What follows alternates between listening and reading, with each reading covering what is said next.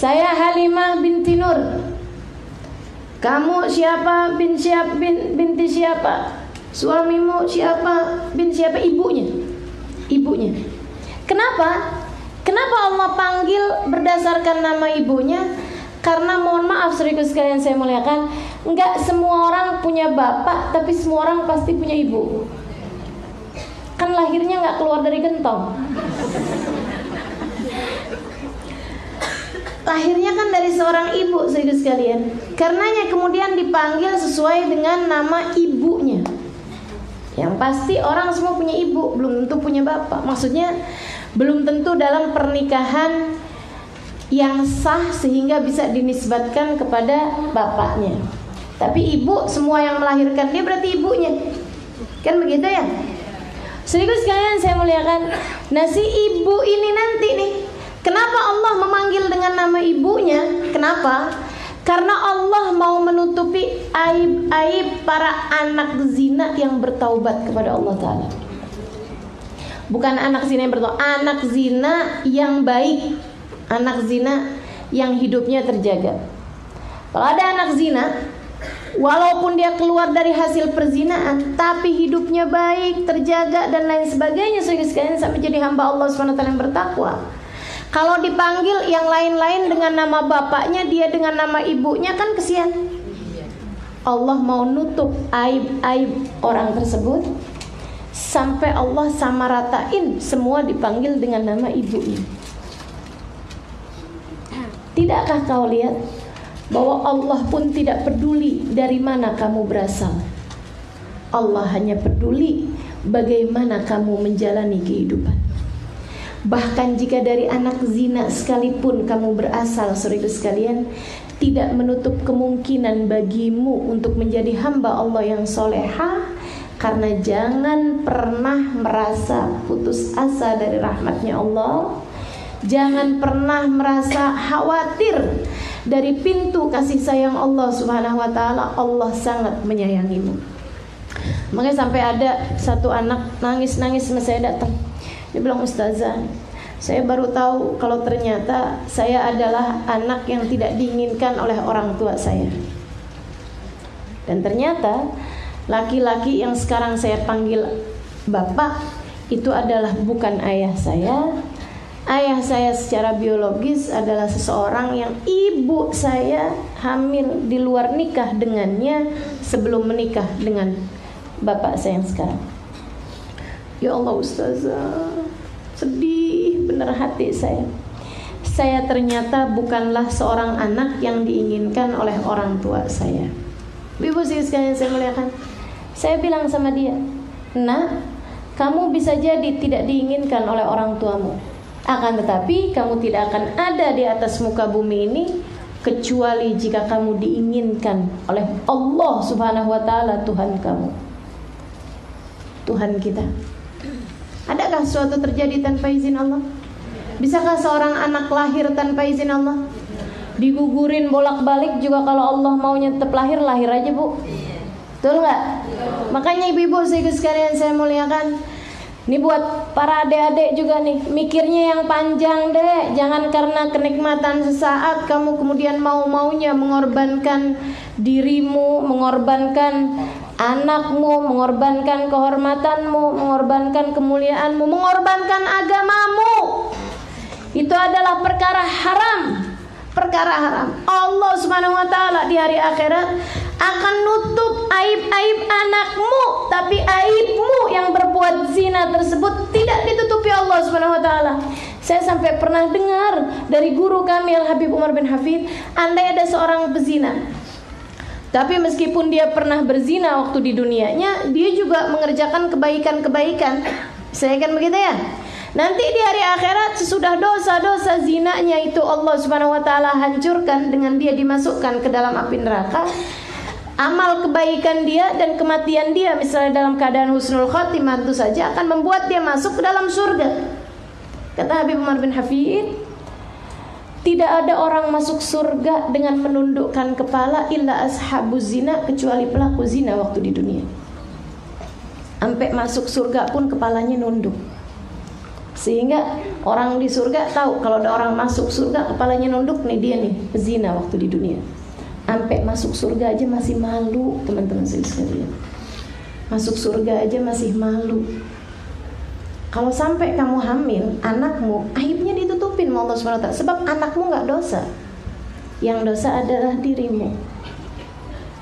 Yang dosa dirimu. Dan karena kamu berbuat dosa tersebut, bahkan sampai masuk surga pun, Allah tetap kasih athar, Allah tetap kasih kesan, Allah tetap kasih pengaruh, efek dari perbuatan haram tersebut yang Allah sebut sebagai fahisyah, sebagai perbuatan yang menjijikkan itu, dengan dia masuk surga pun masih dengan menundukkan kepalanya. Mudah-mudahan Allah selamatkan kita semua. Amin. Ya Rabbal Alamin. Anak turunan kita semua mudah-mudahan dijauhkan dari perzinaan, dijauhkan dari pergaulan bebas, dijauhkan dari narkoba, dijauhkan dari minuman keras, dijauhkan dari semua apapun yang menghalangkan mereka dari keridhaan Allah Subhanahu wa taala, insyaallah. Amin ya Rabbal Alamin. Nabi Isa dipanggil sama Allah, ya Isa bin Maryam, wahai Isa bin Maryam, a anta qulta lin-nasi ittakhiduni wa ummi ilahaini min dunillah. Adakah kamu mengatakan kepada umatmu, sembahlah aku dan ibuku Tuhan lain selain Allah? Aku lihat, kata Allah, umatmu nih, orang Nasara, banyak sekali yang kemudian menyembahmu atau menyembah ibumu. Emang kamu ngomong sama mereka, sembahlah aku dan ibuku sebagai Tuhan lain selain Allah? Allah Tuhan Bapa, ibuku Tuhan ibu, aku Tuhan anak. Kamu ngomong begitu, wahai Isa, kepada umatmu? Saudaraku sekalian saya muliakan, saya baca tadi pagi di salah satu riwayat mengatakan bahwa Nabi Isa diem, gak bisa jawab pertanyaan tersebut setahun. Dari gugupnya, dari paniknya, teman-teman saya sekalian. Entah apakah memang benar-benar setahun atau rasa lamanya tuh kayak setahun gitu. Dari paniknya Nabi Isa alaihissalam, dari gugupnya Nabi Isa ini kayak yang gitu, setahun. Baru kemudian dijawab sama Nabi Isa, ya Rabb, ma qultu lahum illa ma amartani bih, an i'budullah rabbi wa rabbakum.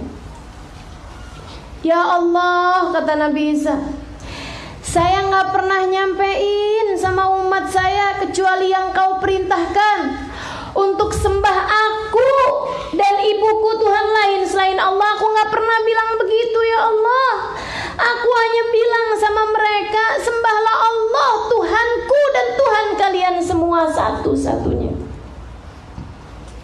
In kuntu qultuhu faqad alimtah, ta'lamu ma fi nafsi wa la a'lamu ma fi nafsi. Ya Allah, kalau saya pernah ngomong kayak begitu, Engkau pasti juga udah tahu, ya Allah.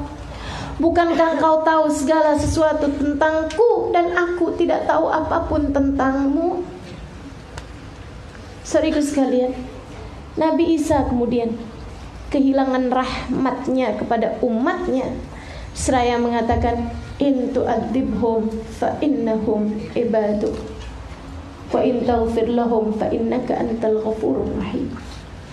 Ya Allah, kalau Engkau mau siksa umat saya, siksa aja mereka, ya Allah. Saya gak peduli, bukankah mereka adalah hamba-hambamu? Habisin aja mereka, ya Allah. Emang tuh pada kurang ajar begitu. Habisin aja mereka, ya Allah, umat saya. In tu'adzibhum fa innahum ibaduk, wa in taghfir lahum fa innaka antal ghafurur rahim. Kalau Engkau mau ampunin terserah juga, ya Allah, bukankah Engkau memang Maha Pengampun? Jadi sekalian saya muliakan, guru kami Al-Habib Umar bin Hafid kalau udah baca Quran pas kena ayat yang itu, ya Allah, nangisnya sampai luar biasa. Dia bilang, alhamdulillah kita umatnya Nabi Muhammad. Alhamdulillah kita umatnya Nabi Muhammad. Nabi itu gak ada ceritanya dalam doa beliau, dalam riwayat tentang kapan pun aja. Ada ceritanya Nabi Muhammad bilang, ya Allah terserah deh umat saya mau diapain aja terserah. Gak pernah.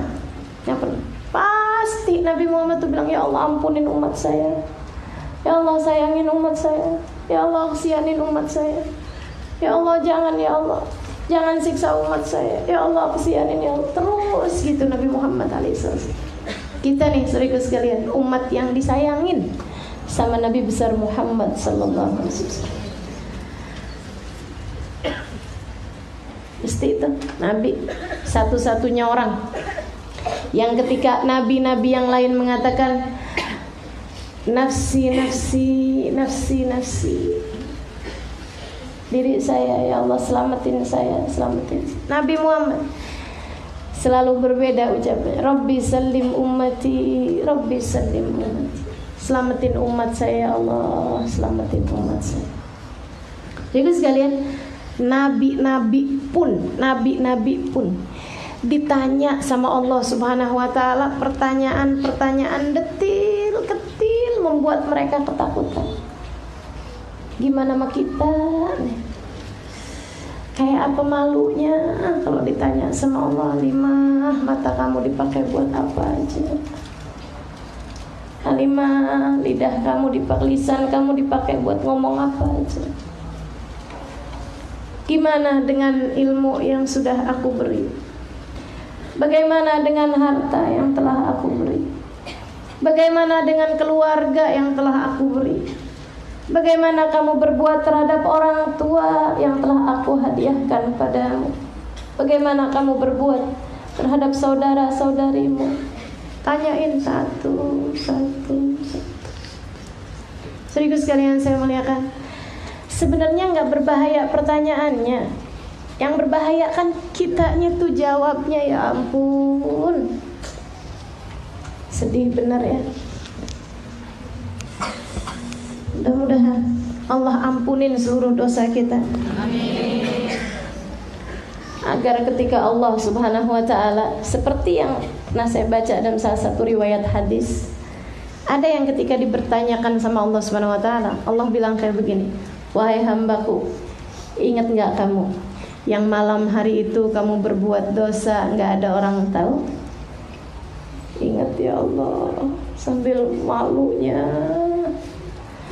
Kata Allah, aku dulu menutupi aibmu di dunia. Iya ya Allah, makasih ya Allah. Kini aku mengampuni dosa-dosamu di akhirat sini. Senangnya luar biasa.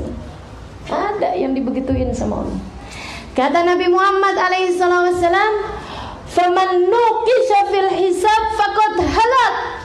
Siapa yang pertanyaannya itu adalah pertanyaan protes dari Allah Subhanahu wa taala, faqad halak, dia pasti enggak bakalan bisa jawabnya. Siapa yang dicecer sama Allah Subhanahu wa taala, enggak akan ada siapapun yang selamat dari Allah Subhanahu wa taala. Enggak ada yang selamat. Udah dicecer sama Allah Subhanahu wa taala. Bahkan para orang-orang ahli ibadah sekalipun kok udah dicecer, iya ya Allah, iya ya Allah. Semuanya celaka. Masalahnya ada pada Allah. Allah mau bikin kita selamat atau enggak mau bikin kita selamat, semuanya ada pada Allah Subhanahu wa taala. Makanya kita minta sama Allah Subhanahu wa taala, Allahumma hasibna hisaban yasira. Ya Allah, hisab kami dengan hisaban yang mudah. Kalau ditanya-tanyain jangan yang susah-susah ya Allah. Sayyidina Ali bin Abi Thalib bilang begini nih, orang yang sepanjang hidupnya memang terjaga, teman-teman sekalian. La uridu an amuta saghiran fala yuhasabani Allah ta'ala. Saya enggak kepengen mati kecil, kata Sayyidina Ali. Saya enggak berharap mati kecil sebelum balik. Kenapa soalnya? Karena berarti saya enggak akan dihisab sama Allah. Saya kepengen dihisab sama Allah Subhanahu wa taala biar saya bisa bangga di hadapan Allah Subhanahu wa taala ketika Allah memanggilku dengan panggilan ya abdi, wahai hambaku. Sayyidina Ali, teman-teman sekalian, ditanya apaan aja bisa jawab kira-kiranya. Betul enggak? Nah, kayak kita mau ngomong kayak begitu, Kita begitu ditanya sama Allah Subhanahu wa taala, hari itu kamu ngapain? Ya Allah, mati kita.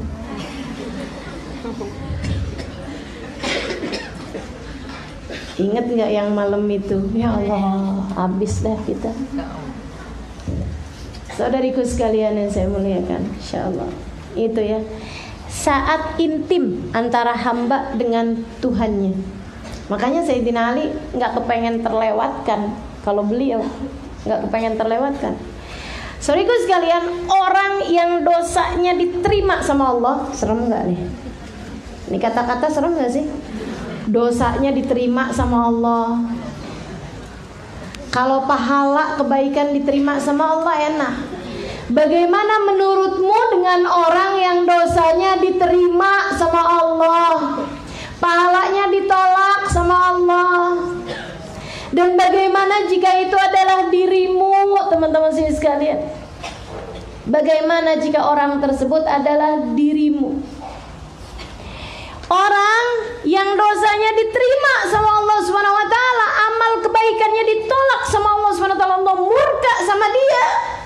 Pada hari pertanyaan, yawaddu law anna bainaha wa bainahu amadan baida. Dia kepengen gak kenal sama dosanya dia sendiri. Dia kepengen andai hancur aja dirinya sehingga jarak jauh gitu. Dia ketika diingetin, inget gak saat kamu berdua-duaan sama laki-laki yang bukan mahram kamu? Dia kepengen kayak gak kenal aja sama perbuatan dia sendiri waktu di dunia. Yawaddu law anna bainaha wa bainahu amadan ba'ida. Dia kepengen dia antara dia sama perbuatan tersebut jauh aja, udah nggak pakai ada kenal, nggak pernah tahu, nggak pernah ngerjain gitu. Tapi dah tinggal nyesel hari itu. Maka emang benar-benar minta sama Allah, ya Allah selamatin, ya Allah selamatin, hisabnya dipermudah ya Allah, hisabnya dipermudah. Saudaraku sekalian saya muliakan, hisab. Ditanya-tanya sama Allah Subhanahu wa taala. Ditanya. Habis selesai hisab, kemudian pembagian suhuf, pembagian buku catatan.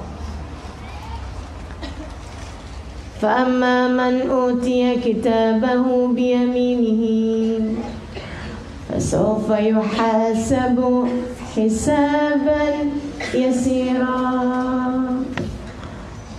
وَيَنْقَلِبُ إِلَى أَهْلِهِ مَسْرُورًا أَمَّا مَنْ أُوتِيَ كِتَابَهُ وَرَاءَ ظَهْرِهِ فَسَوْفَ يَدْعُو ثُبُورًا wa yasla sa'ira. Kata Allah, nanti akan ada masanya di mana orang akan dibagi-bagikan buku rapotnya, buku kehidupannya, teman-teman sekalian. Nih catatan-catatan amal perbuatan kita yang tidak terlewatkan oleh malaikat raqib maupun atid. Saudara sekalian saya muliakan. Kata Allah, a'udzubillahi minasyaitonir rajim, ma yalfidhu min qaulin illa ladaihi raqibun atid. Tidaklah seorang mengucapkan satu ucapan kecuali semuanya ditulis sama malaikat raqib dan malaikat atid. Ini bukunya nih. Ada buku-bukunya teman-teman sekalian. Dan itu yang udah ketulis nggak bisa kapus, saudara sekalian. Diampuni bisa, tapi buku yang itu ada terus-terusan.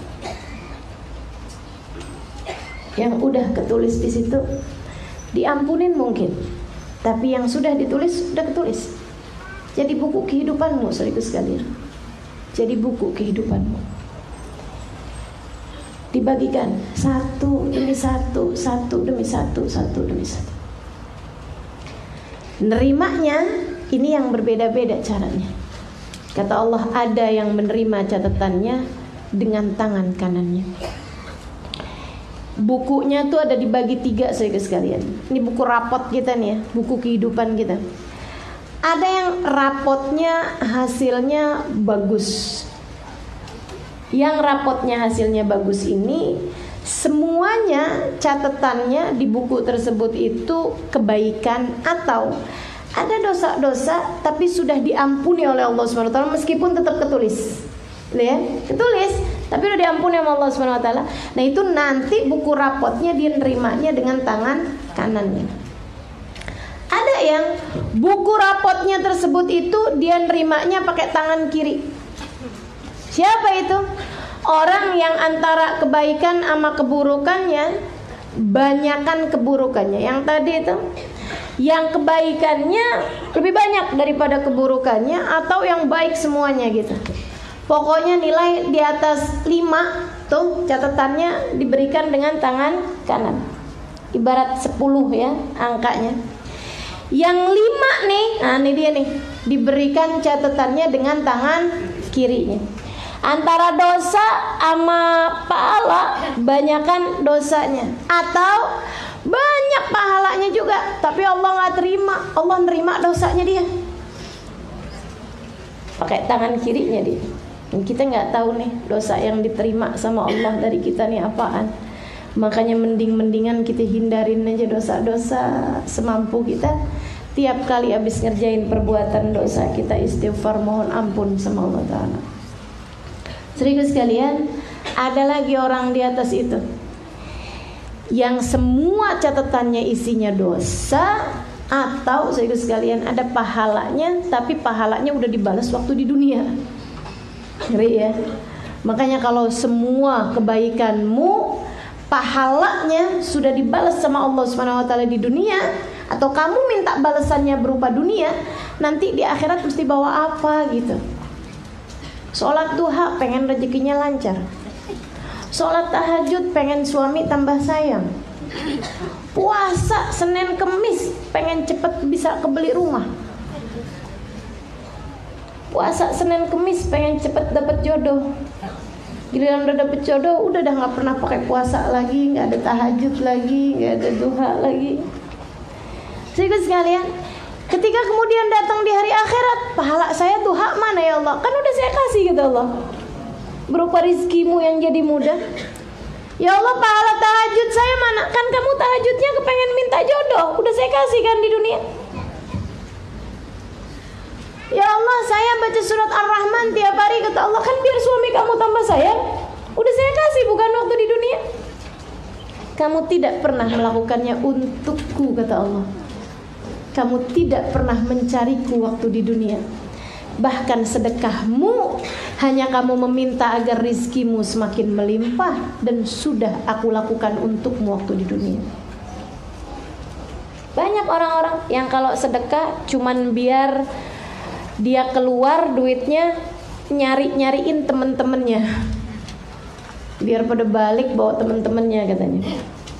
Saudara sekalian, jika semua yang kamu lakukan dari kebaikan di dunia adalah untuk mencari dunia, lantas dengan apa kamu akan menghadap Allah Subhanahu wa taala? Sebentar dunia nih, dan yang sebentar ini adalah cara untuk berbekal menuju akhirat. Yuk kita belajaran buat bagusin kehidupan kita ini di dunia, biar selamat kita di hari penghisaban. Nah ini nih, yang dosanya semuanya diterima sama Allah Subhanahu wa taala, yang pahalanya semuanya udah dibalas waktu di dunia, kan rapotnya maksudnya udah tinggal balesin dosanya doang. Ini dikasih catatannya dengan dilempar dari belakang punggungnya.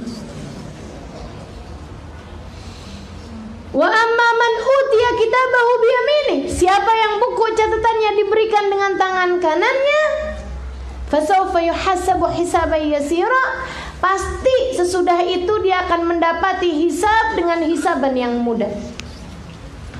Wa yanqalibu ila ahlihi masrura, dia akan dikembalikan kepada keluarganya dalam keadaan penuh sukacita.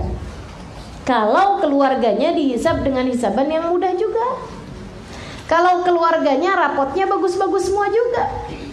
Tapi kalau dia punya suami rapotnya nggak bagus, ya nggak bisa ketemu sama suaminya. Makanya teman-teman saya sekalian nih ya, bagi teman-teman nih, Ustazah suami saya begini, suami saya begitu, biarin aja teman-teman saya sekalian, hisab mah sendiri-sendiri. Tenang aja, suami saya nggak sholat, biarin. Yang penting kamu jangan tinggal sholat. Suami saya Ustazah main perempuan lain selingkuh sampai dengan berbuat begini begitu, biarin dia aja, kamu jangan. Teman-teman saudara sekalian, hisab sendiri-sendiri, hisab sendiri-sendiri, di kuburan sendiri-sendiri, menghadap Allah sendiri-sendiri. Yang malu dia doang kok, kamu mah enggak, asal kamunya tidak melakukan hal yang sama. Tapi kalau habis dia selingkuh, kita bilang, mang dia doang yang bisa selingkuh, saya juga bisa. Ini dia yang repot nih. La ilaha illallah. Tenang teman-teman sekalian, semua kebaikanmu gak akan pergi. Makanya kebaikan tuh jangan minta dibalas di dunia, jangan minta dihargai di dunia. Takutnya itu harganya, nanti di akhirat kita gak dapat apa-apa. Malah seharusnya kita khawatir jika semua kebaikan kita di dunia dibalasnya di dunia. Pakai apaan kita mau datang menghadap Allah Subhanahu wa taala? Para ulama-ulama tuh sampai kayak begitu kok. Habib Umar bin Hafid, saudara sekalian, kalau lagi dakwah nangisnya semakin kencang. Kata beliau, ya Allah, serem, saya takut saya, kata Habib Umar bin Hafid.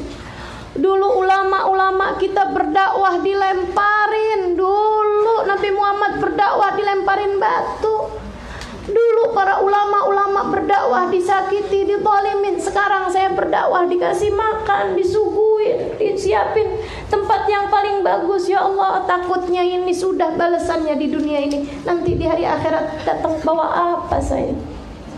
Begitu katanya beliau. Takut, serem. Saudara sekalian saya muliakan, jika balasannya hanya di dunia ini. Makanya kalau kemudian kamu berbuat kebaikan dan tidak dihargai, ucapkan alhamdulillah. Insya Allah harganya dibayarnya nanti di sana. Siap begitu? Gaya-gaya bilang amin. Habis itu pas, ya Allah ustazah saya sakit hati ustazah, temen gak hargain saya ustazah. Duh, gayanya bilang begitu. Ya Allah. Sehingga sekalian saya muliakan, fa amma man utiya kitabahu biyaminihi fasawfa yuhasabu hisaban yasira. Diberikan catatannya dengan tangan kanan, bakal dihisab dengan hisaban yang mudah, dan kemudian dikembalikan kepada keluarganya dalam keadaan penuh sukacita jika keluarganya dihisab dengan hisaban yang mudah.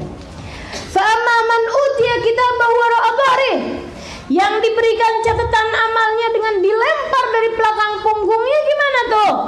Fasawfa yad'u thubura, saat itu mereka pegang kepalanya sambil bilang, duh celaka nih, celaka saya. Wa yasla sa'ira, pertanda dia akan segera masuk ke dalam api yang berkobar-kobar. Pertanda nggak selamat udah.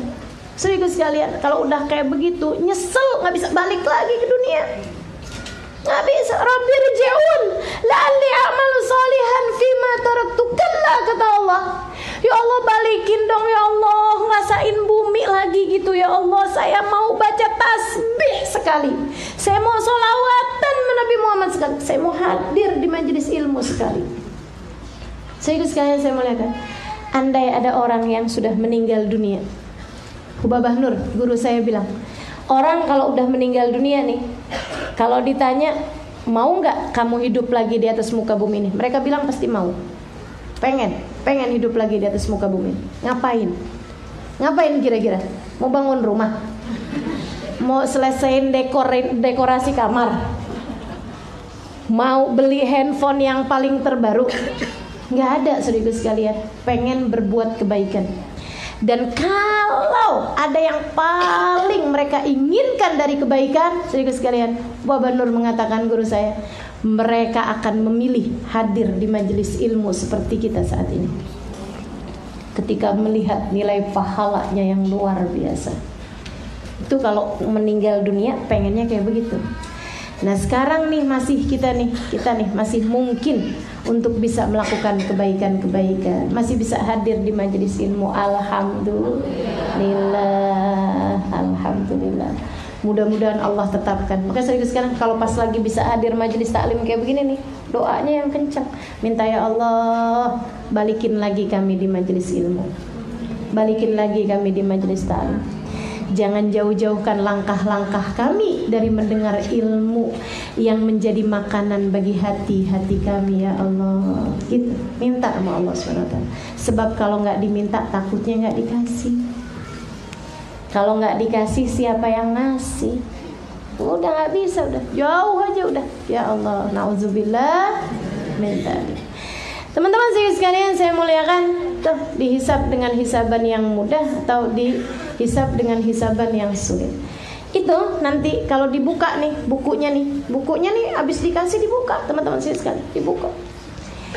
Ini kata Allah SWT dalam Al-Quran. Yaqulu, dia kemudian mengatakan, ya wailata hadzal kitab la yughadiru saghiratan wala kabiratan illa ahsaha. Allah cerita tuh dalam Quran. Kata Allah SWT, begitu ngeliat nih buku catatannya nih, begitu ngeliat, deh ya ampun, buku apaan sih ini? Ih, buku apa ini ya Allah? Gitu. Kenapa gitu? La yughadiru saghiratan wala kabiratan illa asa. Enggak gede, enggak kecil, kenapa ketulis semua di sini? Saya waktu itu kan iseng, kenapa ada juga tulisannya di sini? Sampai katanya Sayyidina Ibnu Abbas alaihi ridwanallah ketika memaknai firman Allah ya wailata hadzal kitab la yughadiru saghiratan wala kabiratan illa asa. Beliau mengatakan ketika kamu ketawa itu nggak ketulis Halimah ketawa jam sekian sampai jam sekian detik, enggak, tapi hanya berapa kali itu ketulis semuanya, ketulis semuanya teman-teman sekalian. Ini yang katanya Nabi Muhammad, kullu kalam ibni Adam alaih la illa dzikrullah wa mawalah wa aliman wa muta'alliman. Semua ucapanmu bawa penyesalan bagimu, bukan bawa manfaat bagimu ketika tertulis dalam bukumu itu. Illa dzikrullah, kecuali zikir kepada Allah, wa mawalah atau yang sejenis itu, yang mengingatkan Allah, yang cerita tentang Allah, yang ada Allahnya dalam ucapanmu tuh baru manfaat. Yang ada Nabi Muhammadnya dalam ucapanmu tuh baru manfaat. Yang ada akhiratnya dalam ucapanmu tuh baru manfaat. Wa mawalah, yang ada kaitannya sama Allah SWT, baik nabinya Allah, kitabnya Allah, ilmunya Allah, semua yang mengingatkan orang pada Allah, atau mengingatkan diri sendiri kepada Allah. Baca buku, baca dengerin apaan, semuanya itu teman-teman sekalian saya muliakan, alih akan berbahaya bagimu kecuali zikrullah wa mawalah wa aliman wa muta'allim, kecuali orang yang mengajar dan orang yang belajar. Ucapannya jadi manfaat bagi dia di akhirat.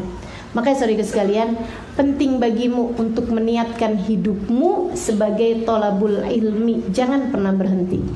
Jadi sampai kapanpun kamu dianggap sebagai muta'alliman, orang yang sedang belajar. Gitu. Belajar. Dunia ini kan memang belajar. Kita jadikan tiap hari-hari kita adalah kelas-kelas kita. Kelas di mana kita belajar, hari ini dapat pelajaran ini, besok dapat pelajaran, tiap ketemu orang kita belajar, tiap dengerin orang kita belajar, tiap begini kita belajar, semua tetangga kita pelajarin, semua orang kita pelajarin. Saudara sekalian saya muliakan, la dzikrullah mawalah wa aliman wa muta'alliman. Buku catatan rapor. Kita pikirin nih tiap hari nih, mana yang bagus, mana yang jelek. Katanya Sayyidina Umar Ibnul Khattab, hasibu anfusakum qabla an tuhasabu. Hisablah diri kalian, hitung-hitung kemanfaatannya diri kalian qabla an tuhasabu, sebelum kalian diperhitungkan. Sehingga sekalian saya muliakan, sampai ada satu orang alim, satu orang soleh. Satu hari dia lagi ngobrol sama temennya, orang soleh juga, orang alim juga, ulama juga. Syekh sama syekh nih ngobrol nih. Anaknya datang umur 9 tahun, 10 tahun. Ya Abu, ya qad fa'altu kada wa kada. Ayah, saya udah ngerjain ini, saya udah ngerjain ini, saya udah ini, saya udah ini. Aru al-ab, ya, saya pergi main ya. Saya pergi main ya. Ayahnya diem aja. Ayah, saya pergi main ya. Ayah diem aja. Ayah, saya pergi main ya. Ayahnya diem aja. Akhirnya dia kemudian dengan sedih dia jalan. Udah dia pergi gitu. Temennya bilang, segitunya mah anak. Bilang aja gitu, iya pergilah main. Dia bilang, saya malu. Ketulis dalam catatan buku saya ada kata-kata pergilah bermain. Segitunya mereka jaga-jagain lisan mereka. Silahkan pergilah bermain. Saya gak mau ada nyuruh perintah bermain terhadap anak saya. Lisan kita pakai buat ngomong apaan aja. Nih zaman ini nih, saudaraku sekalian nih, hari-hari ini nih lagi musim kampanye. Berita hoax nggak jelas di mana-mana beredar. Kabar-kabar burung semuanya beredar. Kabar burung itu belum tentu bohong, bisa bohong, bisa bener. Tapi kan kita nggak tahu. Bener enggaknya kan kita nggak tahu. Bohong benernya kan kita nggak tahu. Maka teman-teman saya sekalian, selamatin diri. Nggak usah ikut-ikutan menebarkan kebohongan. Selamatin diri. Nggak usah ikut-ikutan nyebar omongan sana sini yang belum tentu jelas bagus enggaknya. Saudaraku sekalian saya muliakan, jangan mau tertipu. Pemilu ini pasti akan berlalu. Jangan sampai gara-gara pemilu dosamu tambah banyak.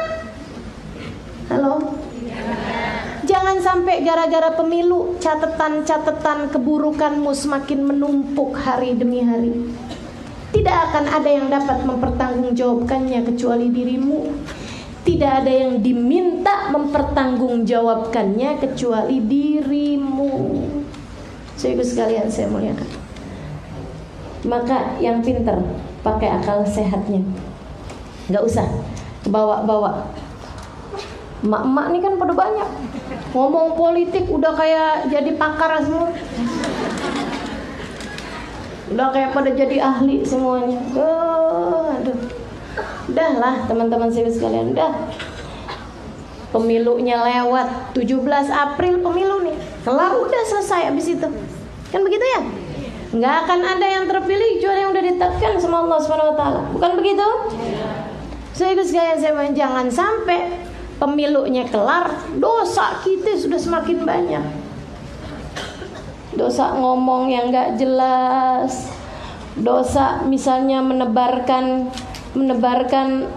hoax, menebarkan kebohongan-kebohongan. Maka sayangi dirimu, sayangi buku catatanmu, sayangi waktumu, sayangi tenagamu, sayangi pulsamu.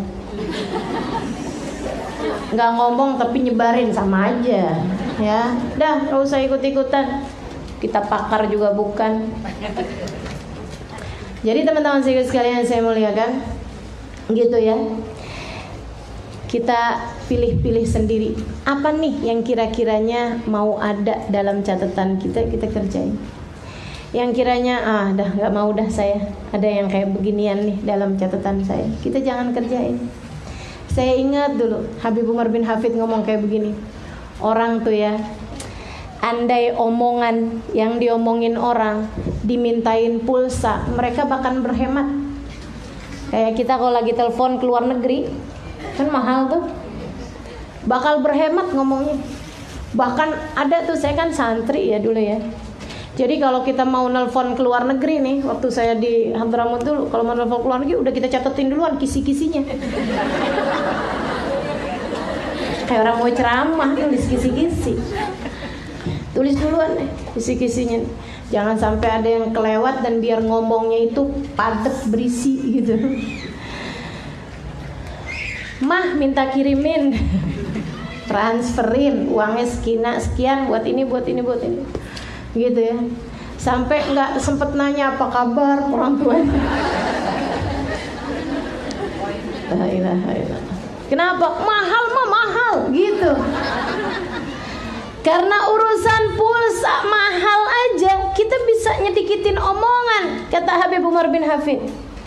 Akan tetapi nih urusannya lebih panjang dari sekedar pulsa, teman-teman. omongan kita ini ditulis sama malaikat Raqib dan Atid. Habis itu catatannya gak bakalan hilang. Nanti dipertanggungjawabkan, ditanya sebagiannya dari sejak dikubur, nanti lagi dihisab, nanti lagi di mizan, nanti lagi di semuanya. Panjangnya luar biasa. Kalau kita lihat panjangnya omongan kita nih bakal ngebawa kita kemana-mana. Saat itu kita akan nyesel, duh kenapa pakai ngomong begitu sih waktu di dunia. Itu kalau omongan gak perlu. Gimana kalau omongan yang dosa, teman-teman saudara sekalian? Rubba kalimatin lam talqa biha balan tahwi biha fi nari jahannam sab'ina kharifa. Kata Nabi, terkadang ada omongan-omongan kamu sampaikan begitu aja. Si Nono kawin, roman-romannya hamil duluan. Kok kayaknya perutnya rada gede ya. Misal tuduhan tidak beralasan. Bu, kamu ngomong gitu aja sama tetangga, sama orang-orang yang pas lagi hadir kondangan. Makanannya kamu makan, minumnya kamu minum, ngamplopinnya cuma 5.000. Habis itu pengantinnya dituduh, dikata-katain katanya hamil duluan. Di akhirat Allah bertanggungjawabkan, dari mana kamu tahu kalau dia hamil duluan?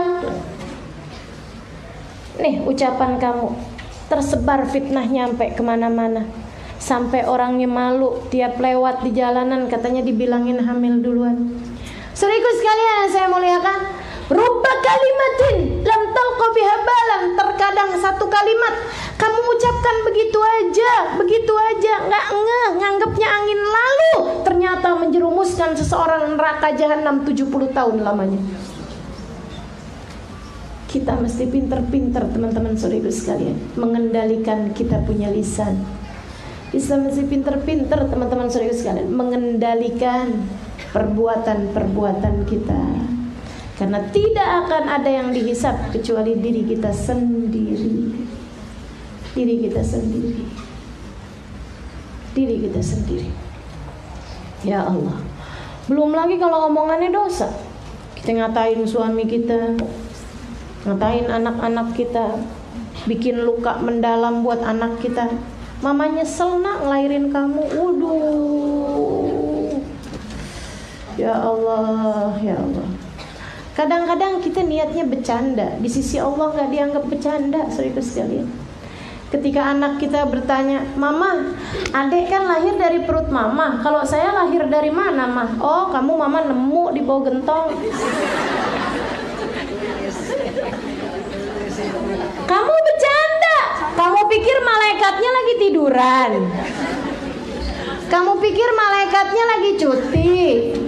Nggak ada ceritanya teman-teman sekalian. Wahum la yufarritun, nggak pernah keliru malaikat kata Allah. Nggak ada ceritanya malaikat keliru. Semuanya hanya akan kembali kepada diri sendiri. Ya Allah, mudah-mudahan Allah perbaiki kehidupan kita. Kayaknya nggak berani nih kayaknya dihisab. Kayaknya nggak sanggup nih kayaknya dihisab nih. Gimana modelnya nih teman-teman sekalian? Ya Allah. Ya wailata hadzal kitab. Nyumpain, apaan sih nih buku ini? La yughadiru saghiratan wala kabiratan illa ahsaha. Enggak ninggalin kecil gede kecuali dihisab, kecuali ada pertanggungjawabnya, kecuali ditulis semuanya. Saudara sekalian saya muliakan, kata Allah Subhanahu wa taala, "Wa may ya'mal mithqala dzarratin khairan yarah, wa may ya'mal mithqala dzarratin syarran yarah." Siapa yang berbuat kebaikan sebiji dzarrah, setitik debu, dia akan mendapatkan pahalanya, dia akan melihat balasannya.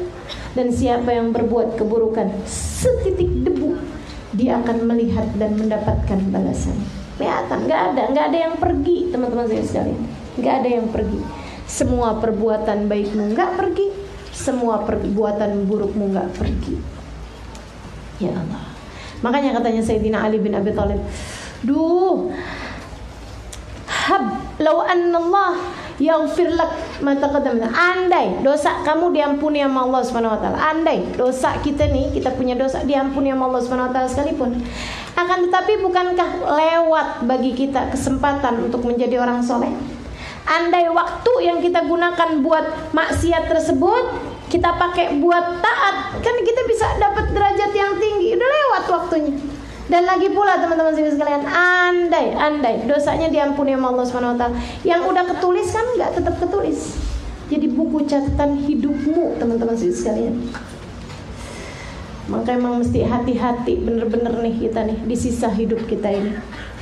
Abis gitu, sekalian udah selesai, buku-bukunya diberi, udah dengan yang satu nyesel, yang satu seneng, yang satu bangga, yang satu bahagia, yang satu enggak seneng, yang satu aduh teriak-teriak pegangin kepalanya takut masuk neraka, segala macam nih semua keadaan orang-orang. Habis itu masuk kepada yang berikutnya lagi, yaitu penayangan, semacam film kehidupan kita. Kalau ini disaksikan sama seluruh umat manusia. Yang tadi buku ini yang ada catatan dosa-dosanya walaupun udah diampunin, itu nggak ada yang bisa lihat kecuali kita. Yang kita ngadep sama Allah Subhanahu wa taala, pertanyaan yang tadi tuh, yang ma minkum min ahadin la yusallimu rabbu laisa bainahu wa bainahu tarjuman, itu juga nggak ada yang dengar kecuali antara kita sama Allah Subhanahu wa taala. Kita sama Allah doang tuh teman-teman sekalian. Yang itu buku juga antara kita sama Allah doang. Tapi yang ini dilihat sama seluruh umat manusia. Dan Allah jadikan orang kenal satu sama lain. Ingat siapa dia, gitu. Dikasih lihat buku kehidupannya, catatan hidup dia tuh. Tuh dari mulai balik sampai mati. Yang dosa-dosa nggak ditayangin sama Allah Subhanahu wa taala kalau sudah diampuni. Yang aib-aib nggak ditayangin sama Allah Subhanahu wa taala kalau sudah ditutupin. Saudara sekalian saya muliakan, ini yang di hadapan manusia nih. Makanya penting untuk tidak menuliskan keburukan-keburukanmu, sebab kalau kamu menuliskannya, kamu menjadikan banyak saksi keburukanmu di atas muka bumi ini. Jangan suka update dosa, jangan suka ceritain dosa. Saudara sekalian saya muliakan, kemarin gue kesel banget sama laki gue. Minggu lalu saya lihat dia pergi bioskop sama cewek. Terus tadi malam saya pergi juga ke bioskop. Sama siapa? Sama orang lain lah. Saudara sekalian saya muliakan, dosamu ketika kamu ceritakan kepada orang lain, khawatirnya gini loh, pas waktu lagi ditayangin nih kehidupanmu nih di layar nih, ada dosa-dosa yang udah ditutupin sama Allah Subhanahu wa taala, tapi terlanjur disaksikan oleh banyak orang. Mereka jadi saksinya karena kamu cerita, atau mereka jadi saksinya karena kamu update status di media sosial. Saudara sekalian saya muliakan, nanti giliran udah ditutupin dosanya nggak ada, mereka pada protes, ya Rob, yang dia katanya cerita di pojokan sama suaminya fulan, mana dia tuh? Dan Allah ahkamul hakimin, hakim seadil-adilnya, yang udah ditutupin bisa dibalikin lagi sama Allah Subhanahu wa taala. Naudzubillah min dzalik, naudzubillah min dzalik. Itu ya teman-teman saya sekalian. Emang benar-benar kita minta keselamatan dari Allah Subhanahu wa taala. Kadang-kadang dari malunya ketika ditayangkan kisah hidup kita itu yang penuh dosa, penuh maksiat, sampai kadang-kadang membuat orang yang diceritakan di situ tuh terus diliatin orang-orang sampai berguguran daging wajahnya dari malu. Yang namanya malu di dunia kan suka dibilangin kan, ya ampun mau ditaruh di mana nih muka saya? Malunya ya Allah kayaknya hilang air muka saya, kan begitu ya? Saudara sekalian saya di akhirat benar-benar ditunjukin guguran nih daging mukanya nih berguguran. dari malunya teman-teman sekalian. Ya Allah, ya Allah, mudah-mudahan Allah selamatkan insyaallah. Amin. Ya Rabbal Alamin. Udah kelar nih hisabnya? Belum. Dari ditanya langsung sama Allah, bagiin buku rapot yang gak ketinggalan sekalimat pun, sekata pun, bahkan sekedar semuanya ada di situ semuanya teman-teman sekalian. Sampai kemudian dibuka penayangannya, semua ngelihat apa yang kita lakukan waktu di dunia di hadapan banyak orang. Ya Allah, malunya kalau kita dianggap baik sama orang lain, tapi ternyata hakikatnya nggak kayak begitu. Ya Allah, ya Allah. Udah kayak begitu panjangnya, sudah seperti itu ruwetnya, masih belum selesai juga. Ada hari timbangan. Timbang lagi. Ditimbang. Fa'amma man thaqulat mawazinuhu fahuwa fi 'ishatir radiyah. Adapun orang-orang yang berat timbangan amal kebaikannya, mereka akan berada di tempat yang menyenangkan. Wa amma man khaffat mawazinuhu fa ummuhu hawiyah wa ma adraka ma hiya narun. Adapun orang yang ringan timbangan amal kebaikannya, fa ummuhu hawiyah, maka ibunya adalah neraka hawiyah.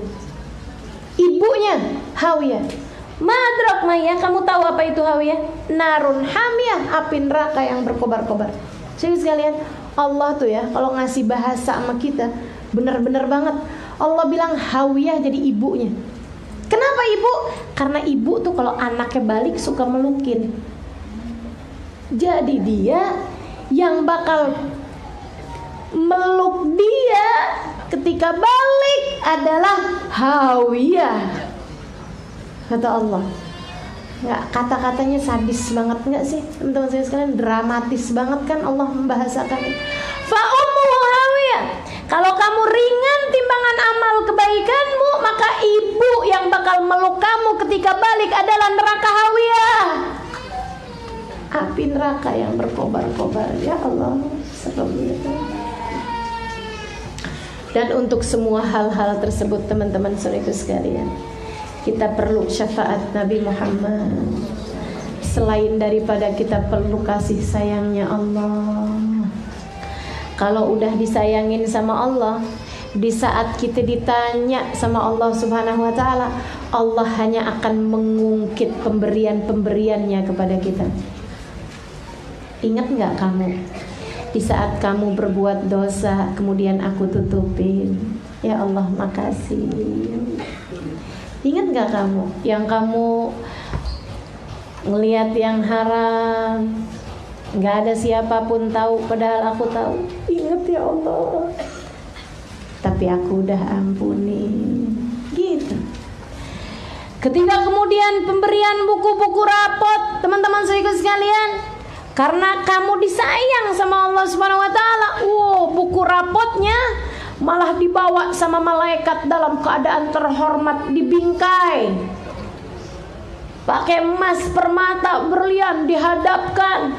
Waduh, penghormatan luar biasa. Nih rapotnya, hasilnya bagus, benar-benar kamu menerimanya dengan penuh kemuliaan. Orang-orang yang dimuliakan Allah Subhanahu wa taala, itu Allah Subhanahu wa taala janjikan teman-teman saya sekalian. Kata Allah, yauma la yukhzillahun nabi. Nanti di akhirat dimanapun tempatnya, Allah nggak akan pernah kecewakan Nabi Muhammad. Allah nggak akan pernah susahkan Nabi Muhammad. Allah nggak akan pernah bikin Nabi Muhammad menderita. Nabi Muhammad aja belum. Walladzina amanu ma'hu, dan orang-orang beriman yang bersama dengan Nabi Muhammad. Kalau kamu di sepanjang mahsyar di hari hisab, tempat kamu dekat sama Nabi Muhammad, selamat teman-teman saya sekalian. Selamat. Selamat. Nabi tuh demennya rame-rame. Nabi tuh gak suka sendirian. Nabi umatnya terus aja. Makanya ketika Sayyidina Ibnu Abbas nanya, aina ajiduka fil mawaqif ya Rasulullah, di mana aku dapat mendapatimu di nanti di padang mahsyar wahai Rasul? di hari akhirat nanti. Kata Nabi Muhammad SAW, aku akan hadir di saat amalmu ditimbang, wahai Ibnu Abbas. Amal ditimbang sekalipun, Nabi tuh kalau orang-orang yang dekat sama Nabi ditungguin, ditongkrongin sama Nabi, tungguin sama Nabi, diliatin, diawasin sama Nabi Muhammad. Enak bener. Sedikit sekalian, kalau dalam hidupmu kamu udah diawasin sama Nabi Muhammad, nanti di hari akhirat kamu juga bakal diawasin sama Nabi. Kalau udah diawasin sama Nabi, udah tuh hilang. Kenapa? Nuruhum yas'a baina aydihim, kata Allah. Cahaya di depanmu, cahaya di belakangmu, cahaya samping kanan kirimu. Sebab kamu dekat dengan sang cahaya, baginda Nabi besar Muhammad SAW, yang telah diberi cahayanya Allah Subhanahu wa ta'ala. Enak tuh urusannya kalau dekat sama Nabi Muhammad. Jadi pilihannya dua, dirahmati Allah, disayangin Allah, atau disyafaati Nabi Muhammad. Pilihan ketiganya celaka kita. Kalau kamu dirahmati Allah enggak, disyafaati Nabi Muhammad enggak, udah kelar urusan. Kelar urusan. Mau teriak manggil siapa? Ya doa, dia akan manggil Tuburo, celaka nih. Emang ada yang mau peduli? Gak ada. Di saat kamu lagi bilang, duh susah amat nih, emang ada yang cukup peduli? Gak ada. Emang ada yang mau berempati? Gak ada. Kalau kamu kemudian buku catatanmu dilempar dari belakang punggungmu, teman-teman saudara sekalian, dan kamu kemudian terjungkal seraya mengatakan, duh celaka nih saya, ada yang peduli gitu sama kamu? Gak ada. Gak ada. Saudara sekalian, di saat amalmu ditimbang, panik setengah mati, kemudian dosamu berat memenuhi timbanganmu, dan kamu akan ketakutan pada saat tersebut. Kamu bilang, ampuni ya Allah, ampuni ya Allah. Kata Allah, sekarang setelah sepanjang hidupmu kamu peduli, kamu tidak peduli padaku, sekarang kamu minta kepedulianku. Saudara sekalian, gak ada yang peduli pada hari itu. Seorang anak akan datang kepada ibunya, Mama, bukankah aku adalah belahan jantungmu? Ma, minta tambahan amal ibadah Mama dikit aja buat menuhin timbangan amal pahala saya. Kata ibunya, kamu siapa ya? Saya gak kenal. Seorang ibu datang kepada anaknya, nak, minta dong nak, kamu mama